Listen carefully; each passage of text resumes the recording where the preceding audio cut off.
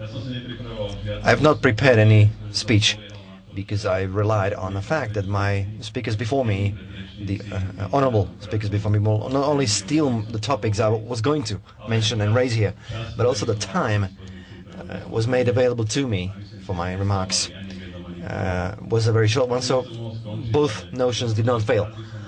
I could stop here, but I'd like to also, I'm here at the pulpit already, so to say, I'd like to use the opportunity and say something.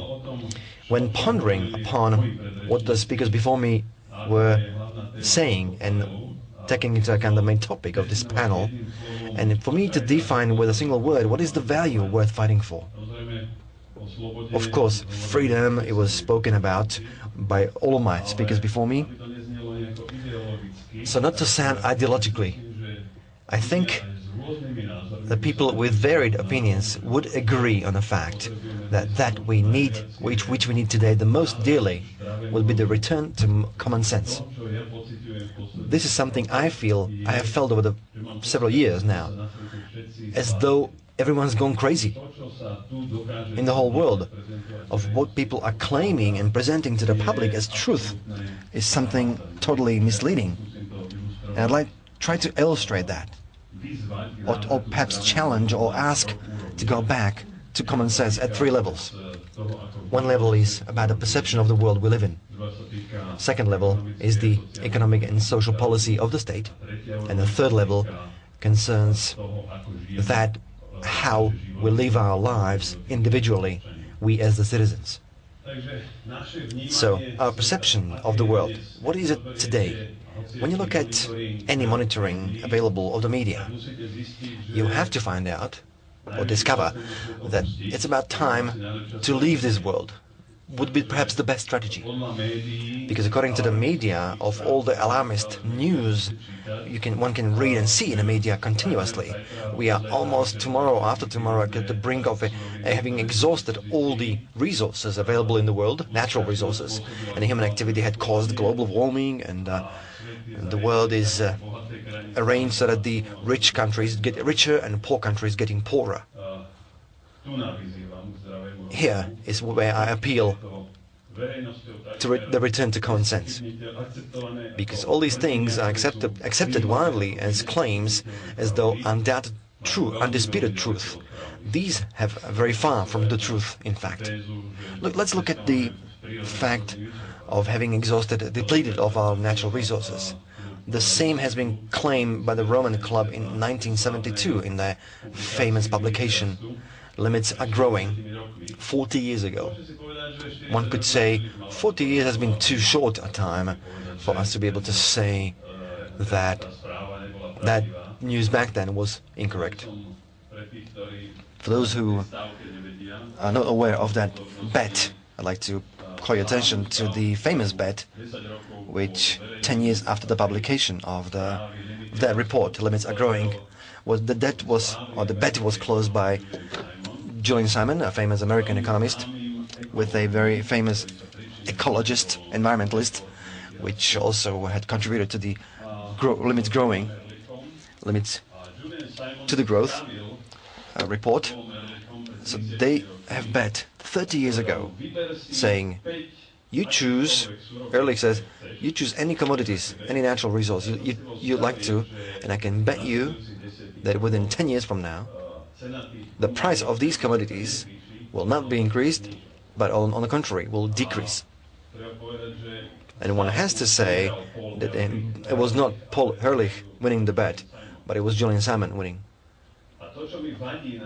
Now, what I don't like about these attitudes is the pathological negativism.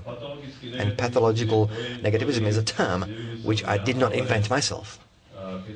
But when I was reading, quite recently, rereading in fact, a brief essay of a famous Czech writer, Karel Čapek, named Why Am I Not a Communist? This was one of the main points which Karel Čapek is stating as that why he is not a communist, was the communistic way of thinking is something totally pathological negativism. Because if you want to have a revolution, if you want people to follow you for struggle of classes, you have to convince them that everything around them is bad, and the only way to change it is to abolish everything and replace it totally with something new. The communists, which have 80 years ago spoken thus, are no longer alive. Those Karel Čapek wrote about.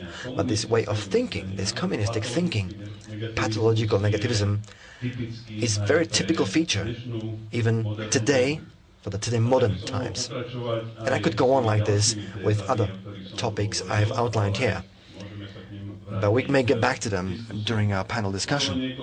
Let me just share with you a few words on the second level. I'd like to see return to common sense, because it seems to me that when you look at economic and social policies of states in the world, especially in the area known as the developed Western world, it seems as though yet again we've all lost our minds.